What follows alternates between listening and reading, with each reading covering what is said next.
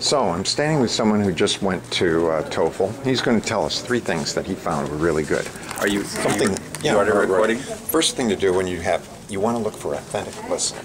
Authentic listening. Authentic sources. However, you also want authentic writing, not writing for ESL, because people when they write for ESL, they're different motivated. Right. People who are writing for native speakers, because that's true language. So like a letter from the governor? A letter from the governor, maybe an article. Letter to the editor? Letter to the editor, something like this. Mm-hmm. Real, true. There's a purpose, a true There's purpose. A purpose, not necessarily for a teaching purpose. Persuading? Yes, persuading is good. Trying to slough someone off. I got a great letter from a governor, the governor's office. It was like, don't bother us anymore. I got one of those too. I think that, but authentic text, also authentic conversation.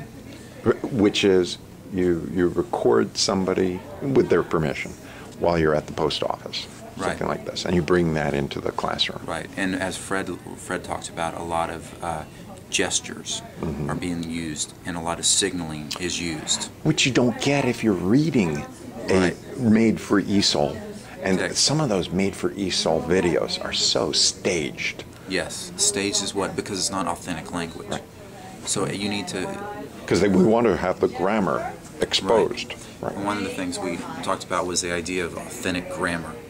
Grammar we really use, not grammar that somebody thought through academic who's over time has been told us what grammar is, but what really is grammar in an empirical way to understand grammar by taking text, authentic text, by taking authentic conversation and actually breaking them down and analyzing them to see what true grammar is and just not what is assumed to be by an expert.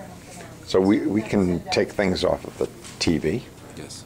You gave the example of doing something with Curb Your Enthusiasm. Things that are not, you want to kind of as least scripted as you can, interview programs. Oh, right. Perfect conversation. Maybe it's partly scripted because you have the interviewer who has questions already written down, but how he's going to deliver them is not necessarily scripted. Right. He's reading off bullet points.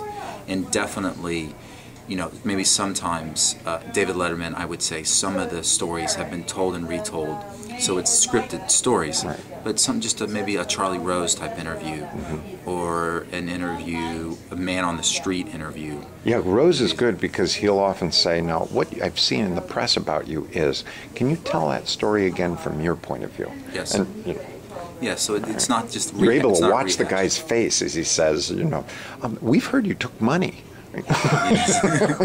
It's not necessarily a rehashing, and it's good. Right. But I just think. Okay, and your example with Curb Your Enthusiasm, you said there's 4. Oh, you have 4. I had 4 listens. I had a first listen that was silent listening for predicting.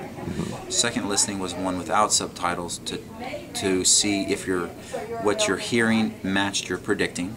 Without subtitles, so you're just listening. Okay. Then the third time was with subtitles to fill in some of the gaps.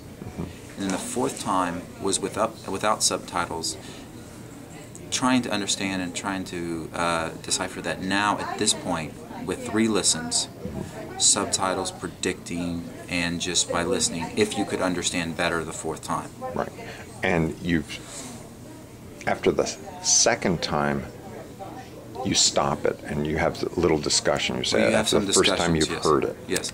Before you predicting, I unfortunately didn't do this, but I think some of, I'd call it cultural specialties like that we have. For instance, there was Girls Gone Wild. Right.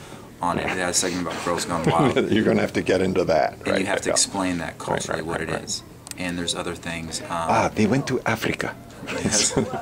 You need what else do you need? For instance, Poison Ivy. Poison Ivy is in it. So some of the vocabulary you kind of need to give them beforehand, because if it's not something they would understand, it really confuses them. Authentic listening does not mean easy time for teacher. Right, no, authentic, it's actually more active because you have to prepare, not only are you preparing a lesson, but you have to watch it yourself. And what you have to do is you have to narrow it down so they understand what the purpose is for listening and what they are. And just not we're listening to the whole thing, but we're listening for a specific, each time you listen for a specific purpose. And that purpose widens with each time till hopefully at the end you have understanding. Great. For more on this, come to the workshop.